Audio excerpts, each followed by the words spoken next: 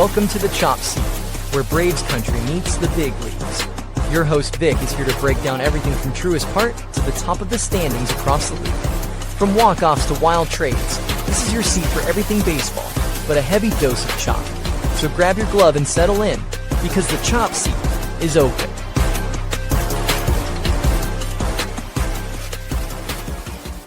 Welcome to the Chop Seat, your favorite place for Braves baseball and the press of the league. I'm your host, Vic, and today is Monday, October 6th.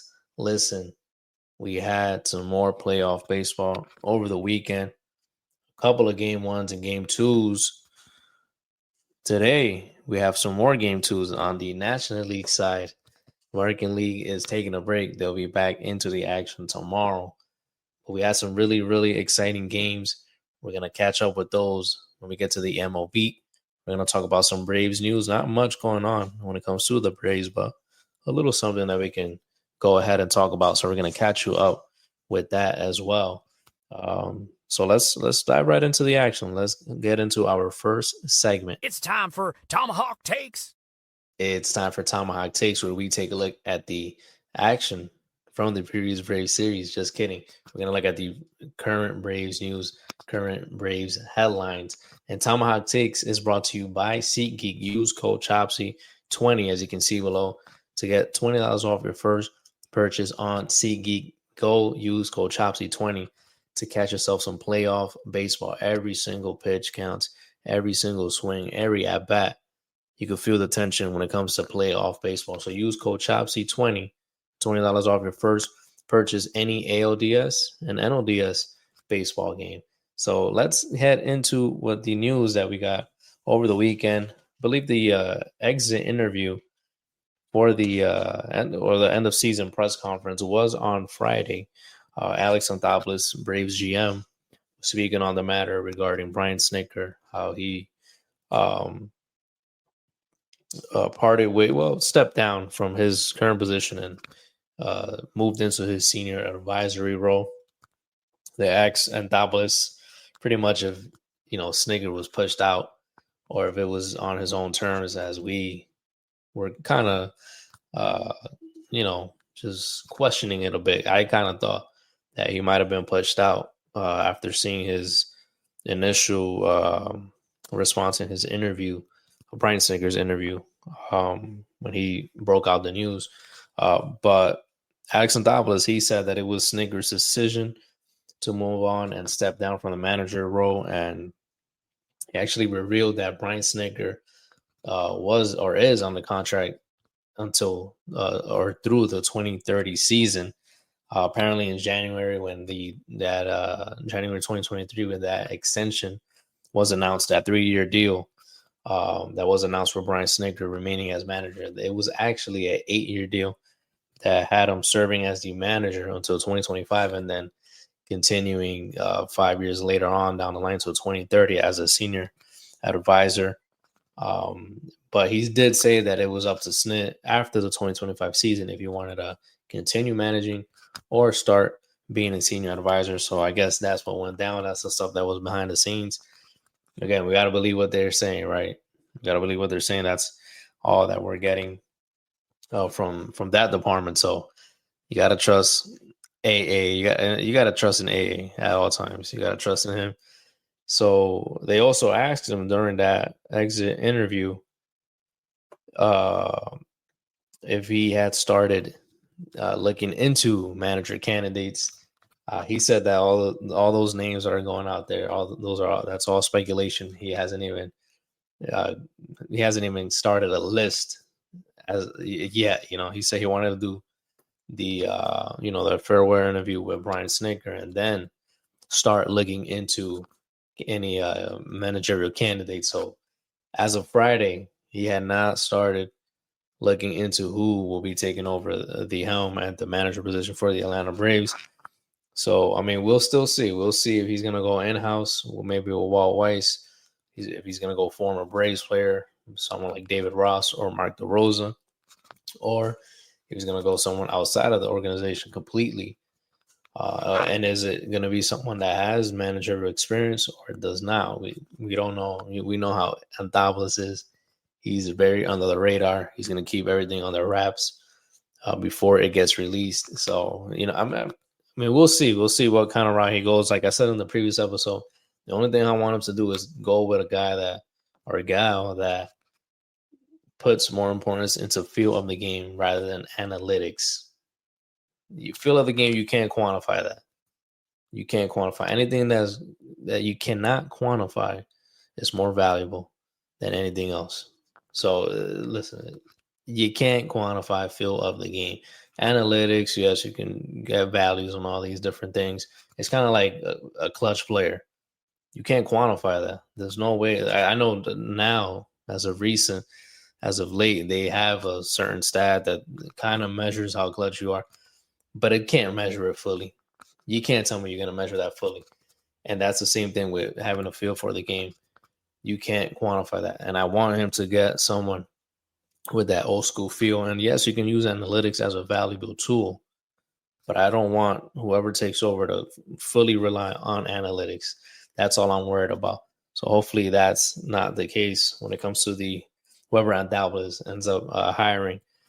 Also, Chipper Jones, he's another guy that has been mentioned as heading into the managerial position. But we've always said that he has mentioned publicly, or before the weekend, he had mentioned publicly that it was just too much. He wants to spend time with his kids and all that. He was actually on 680 The Fan down in Atlanta, and they asked him if he was open to manage.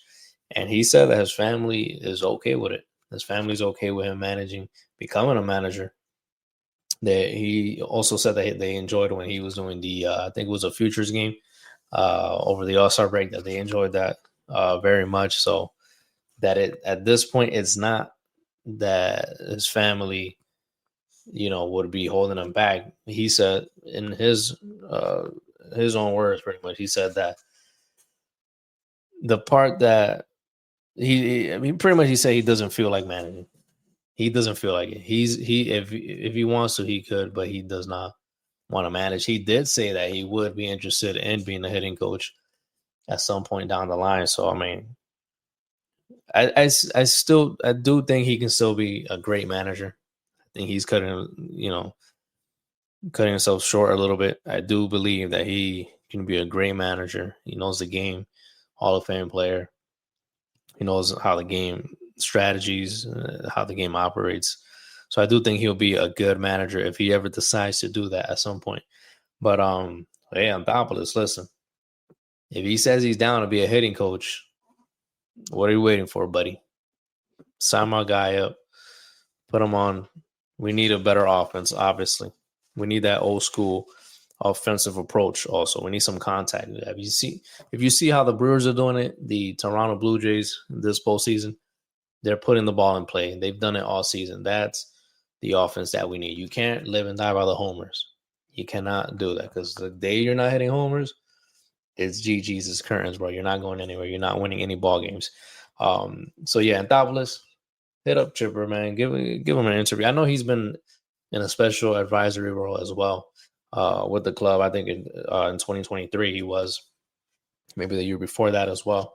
So, just give him a call, man. Give him a call, give him an interview, see how that goes, and we'll go from there.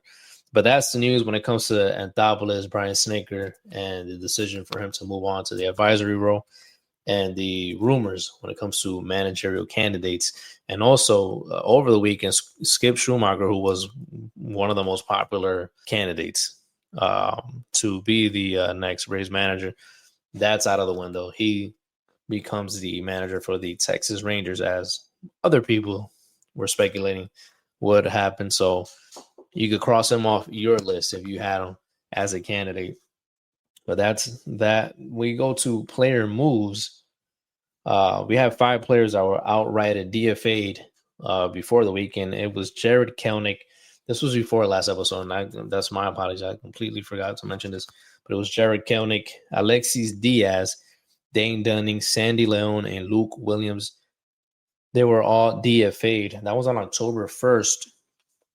And then the next day, October 2nd, I think Sandy Leon came a little bit later on, but they all elected for free agency. So those are 5 spots off of the 40-man roster. Of course, the Braves need to activate all those guys that they have injured on the 60-day IL, 15-day IL, all those guys that they have on the IL. They got to come back. I believe it's a week after the World Series is over with. So you got to start making room when it comes to the 40-man roster. You got to start making room. So that's what Anthopoulos is doing. So 5 spots have opened up. Pretty sure there's plenty more that need to be opened up.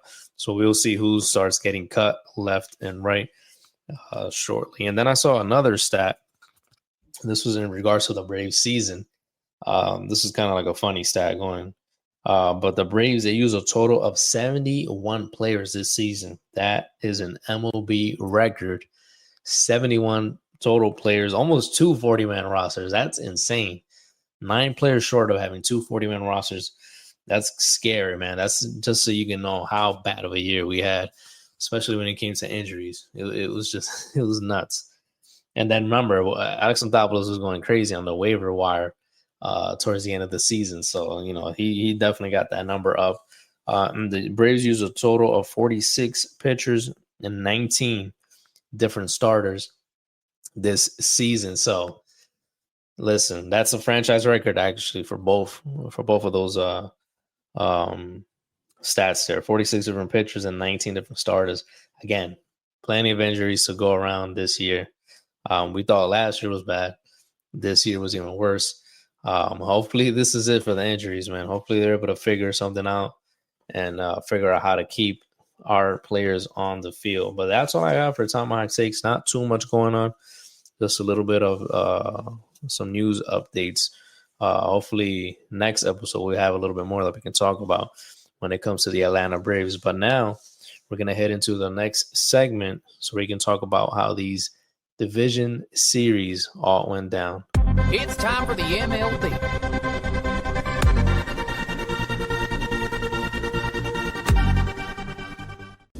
Welcome to the MLB, where we take a look at the action from around the league. We have some new series that all started on Saturday.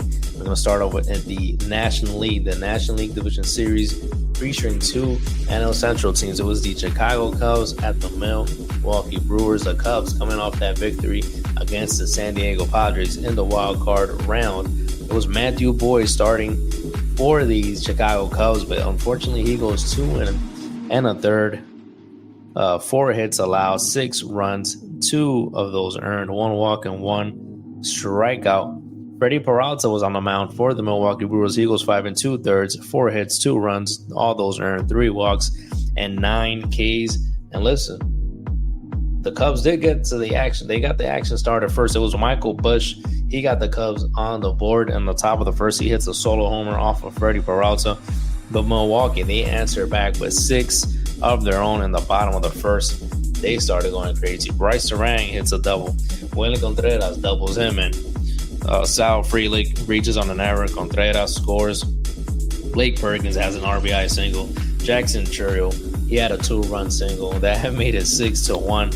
And then on the bottom of the second, Milwaukee, they don't take their foot off the gas. They scored 3 more. Caleb Durbin with a 2-run single. Jackson Churrill, his name, you heard him earlier. Jackson Churrill with an RBI single. He was 3 for 3 in the first 2 innings. You heard that correctly. He had 3 at-bats in the first 2 innings. The Eagles, 3 for 3 in the first 2 innings. Unfortunately, he had to leave the game running on that same play. He was running hard to first, trying to get that infield single. He reached safely, of course, but he was taken out with a hamstring injury. I think he was out early in the year with a hamstring injury as well. So they took him out as a precaution. I believe Pat Murphy says he's okay. It's not as bad as before. And I think Jackson Churrill related the same statement as well. So it looks like he's probably going to get a day off. He's probably going to be out today for game 2. But, another rest day in between a travel day. So hopefully he's back in game 3 for the Milwaukee Brewers. But again, that made it 9-1. It was just a lag by the Milwaukee Brewers. The Cubs were able to score 2 more. Ian Happ and Nico Hoerner, they both had homers later on, but that was not enough, of course. Milwaukee Brewers, they take game one, a 9-3 victory in this one. Aaron Savali also, shout out to him for the Cubs. He ate up some innings. He went 4 1/3, 3 hits, no runs, no walks, and 3 Ks. So he was able to eat some innings, and he was productive while at it. Next, and before we go to the next series, game 2 of this series is going to be tonight. It's going to be at 9:08 p.m. Eastern time. It's going to be Shota Imanaga going up against Aaron Ashby. They're going opener. Milwaukee's going opener. Maybe they're going to have Quinn Priester piggyback off of him. We won't know until we see the game later on tonight. We don't know what Pat Murphy's thinking, but it might be that. We'll see. We're going to have to stick around and see. But remember, again, game 2 is going to be tonight. Shota Imanaga against Aaron Ashby, 9:08 p.m. Eastern time. Next, we go to the American League side. The New York Yankees at the Toronto Blue Jays, game 1 of the set. Luis Hill, he was on the mound for the Yankees. He only goes 2 2/3, 4 hits, 2 runs. All those earned, no walks, 2 strikeouts. Going up against Kevin Gausman for the Toronto Blue Jays, who goes 5 2/3, 4 hits, 1 run, 2 walks, and 3 strikeouts. On the score now or later? I'll give you the score later. First at bat of the postseason, Vladdy Jr. He hits a solo shot out to left field. He gets the scoring started for the Toronto Blue Jays, 1-0. That's the first career postseason homer for Vladdy Jr. Bottom of the second, Alejandro Kirk, he tries to follow his teammate. He smokes one out to left field as well. That makes it 2-0 Toronto. Top of the 6th, bases loaded, no outs. Aaron Judge at the plate. Again, bases loaded, no outs. Aaron Judge at the plate, but he strikes out swinging. They're not able to score 1 run there, not even 1 right there. Hey, come on, Judge. You got to at least hit a sac fly, brother. You got to hit at least a sac fly. I'm convinced he just puts too much pressure on himself when it comes to the playoffs. It's a mental thing. It's the same game, man. It does not change. The intensity probably changes, of course. And so it has to be mental, bro. It has to be mental. He strikes out swinging. They don't score there. Cody Bellinger, he draws a walk.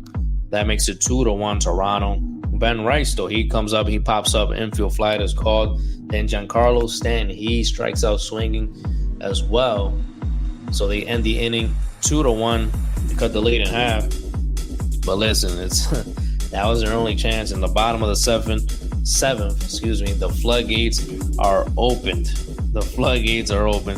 Toronto scores 4 more, and then in the bottom of the 8th, they score, thanks to Alejandro Kirk's second homer of the game. They score 4 more in this ball game. It was a 10-1 victory for the Toronto Blue Jays at home. They take game 1. And we got to highlight Luke Weaver for the Yankees, man. Luke Weaver has not been good. He got 1 out in yesterday's game. We're going to talk about that. He came in and he got the final out. But this is his stat line. And this ball game that we just talked about, he does not record it out. He gives up 2 hits, 3 runs, all those earned, and 1 walk. In 3 playoff appearances so far this year, he's given up 4 hits, 5 runs, 2 walks, no strikeouts in 3 appearances, and he's only recorded 1 out, which was in yesterday's game 2. Talking about game 2, it was a 13-7 victory for the Toronto Blue Jays. Max Fried was on the mound for the Yankees. Not a good start for our old friend Max Fried. He goes 3 innings, 8 hits, 7 runs. All of those earned, 2 walks, just 1 strikeout for the Blue Jays. Trey Savage. He shows how much of a savage he is. He goes 5 1/3 of no-hit baseball. The rookie, 5 1/3 of no-hit baseball, 1 walk, 11 strikeouts. The kid is absolutely filthy. The first strikeout that I saw, it was against Trent Grisham. That splitter, the way he has a super high angle on his release pitch. I think he has the highest angle. The way that splitter drops is filthy, man. And you saw it in this game. 11 strikeouts for the rookie Trey Savage. Bottom of the second, early Clement, he hit a 2-run homer. That got the action started. Bottom of the third, Toronto, they're able to score 3 more. That was a 5-0 ball game at that point. Bottom of the fourth, though, this was a dagger, bro. Big dagger. Vladdy Jr. grand slam off of Will Warren. That made it 9-0. Toronto, Darren Varsho, bro, he was going crazy. He goes 4 for 5, 4 runs scored, 2 doubles.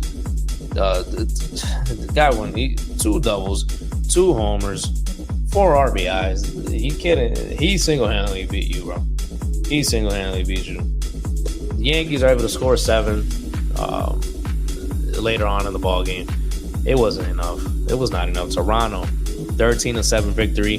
They now lead the ALDS 2-0. One more win is going to punch them and take it into the American League Championship Series. We'll see if the Yankees are able to hold them off in game number 3. That's going to be on Tuesday, not tonight, but that's going to be on Tuesday. There's going to be Shane Bieber going up against Carlos Rodon. That's going to be at 8:08 p.m. Eastern start time. So keep an eye on that one for tomorrow.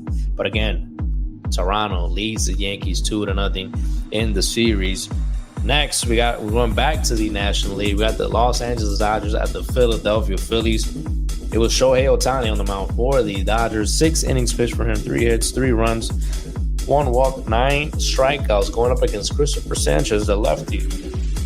For the Phillies, 5 2/3 from him, 4 hits, 2 runs, 2 walks, 8 K. And listen, the bank was jumping. The bank was jumping heavy. JT Realmuto, he got the scoring start in the bottom of the second. He had a 2-run triple. The Oscar Hernandez, El Gino, he lets the ball roll all the way to the wall. I don't know what happened there. I don't know if he spoke about it or not. I'm not sure. I didn't look it up. Andy Paez has to come from center field, get the ball off the wall. JT, he's into third. 2-run score, 2-0 Phillies. But top of the 6th, playoff legend. Playoff Dodger legend. Ike Hernandez, he has a 2 RBI double. That scores Freddie Freeman and Tommy Edman. That makes it 3-2, just trailing by 1. And then on the top of the 7th with 2 on and 2 outs, guess who redeems himself? El Gino to Oscar Hernandez. He cranks a go-ahead 3-run homer. That makes it 5-3 Dodgers. Clutch hitting from Teoscar. Bottom of the 8th, though, the Phillies, they are able to load up the bases. Alex Vesia facing Edmundo Sosa. He gets him to fly out to center field. That ends the threat for the Phillies. In the bottom of the 9th, Roki Sasaki, he comes in to shut down the door. I believe he gave up a double, but that was it. He shuts the door. He gets a save. That's a Dodger victory on the road to steal game 1, 5-3 win. And then game 2 is going to be tonight. It's going to be Blake Snell against Jesus Luzardo. I almost called him Jose. Jesus. That's going to be starting shortly at 6:08 p.m. Eastern start time. So listen, but they got about 8 minutes for that one to start. So that's the way that game is going to go down. Keep an eye on that one. And then this one might have been the most exciting. It has to be, of course. It might have been. This is the most exciting series thus far. The Detroit Tigers at the Seattle Mariners. We had an extra inning game for game 1 in this one. It was Troy Melton for the Tigers. He goes 4 innings, 2 hits, 1 run, 1 walk, 4 strikeouts, going up against George Kirby. 5 innings for him, 6 hits, 2 runs. All those earned, 1 walk and 8 strikeouts. It was a close, very tight game. In the bottom of the 4th, Julio Rodriguez, he sets it off with a solo homer to center field. That makes it 1-0 Seattle. But Gary Carpenter at the top of the 5th, he absolutely crushes George Kirby and for his career, I mean. But guess what? He does it that very game. He hits a 2-run homer to take the lead on the road. He is now 5-for-11 with 5 homers and 9 RBIs against George Kirby. Those are insane numbers, bro. He got the sliders up all the way against George Kirby. That gives them the lead, the Tigers the lead. And then on the bottom of the 6th, the Mariners, they punch right back. Julio Rodriguez, he's back again with runners on 1st and 3rd. He fights one off to right field. That ties up the ball game. 2-2. The Tigers, they turn a big clutch double play in that inning. It was reviewed. Javi Baez, he had the ball in his glove, but kind of barehanded. He tags the runner going to second, then he throws to first. They review the play to see if he indeed tagged him with the ball or the glove. He got him. And he got the run on first. Double play. That made a run on third with 2 outs. That gets them out of the jam. The game's still tied up. They go into extras. Top of the 11th with Spencer Torkelson on second. Zach McKinstry with an RBI single to center field. That gives them the lead. 3-2 lead for the Tigers on the road. They go into the bottom of the 11th. Gator Montero, he comes in and he gets the final 3 outs. The Tigers steal game 1 on the road. A big W for them. With Tarek Skubal on the mound for game 2. You want to see what happened in game 2? Game 2, again, Tarek Skubal. He goes 7 strong innings, 5 hits allowed, 2 runs, all those earned, 1 walk, and 9 strikeouts going up against Luis Castillo. I think his nickname is La Piedra, I think. I got to look that up to confirm. 4 2/3, 1 hit, no runs, 4 walks, and 3 strikeouts for him. Pretty good start. He only gave up 1 hit, didn't give up any runs. Tarek Skubal, not a bad start from him. He is able to go deeper into the ball game. But this is what happens. Bottom of the 4th, Jorge Polanco smokes one out to left field. Solo shot. That's a 1-0 lead for the Mariners. Bottom of the 6th, a rematch. Jorge Polanco against Tarek Skubal again. Who has the edge? 6'7", 6'7", whatever the kids are doing now. 6'7", 6'7". It's Jorge Polanco. He hits another solo shot. That gives the Mariners a 2-0 lead heading into the top of the 8th. With 2 on and 2 out for Spencer Torkelson. I was about to say Storkelson. Spencer Torkelson, he hits a 2-run double. That ties it up 2-2. Bottom of the 8th. Mariners fans praying, holding on for dear life, putting on the rally caps and all that. Julio Rodriguez, he comes up. He hits one down the line. He rips that one down the line. Forget hitting it. He rips it down the line. Big dumper on second. Kyle Raleigh, he's moving that dumper around the bases. He's able to score. Mariners take the lead in the bottom of the 8th. 3-2 lead for the Mariners. Andres Munoz, the closer, one of the best in the game this year. He comes into the ball game top of the 9th. He gets the save. He shuts the door. Mariners are able to take 1 game at home.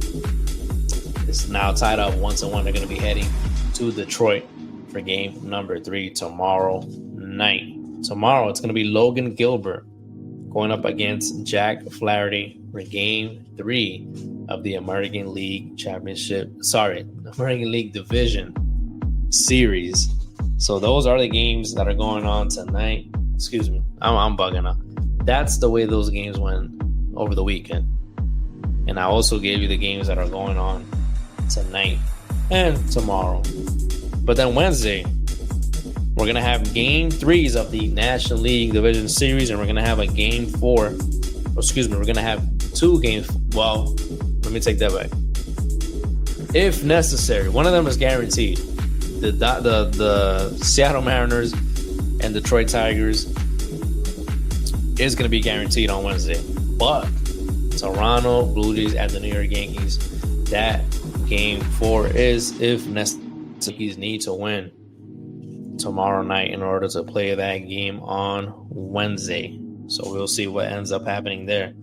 And then we have some games that are scheduled in the National League on Thursday. Those are going to be game 4s again, if necessary.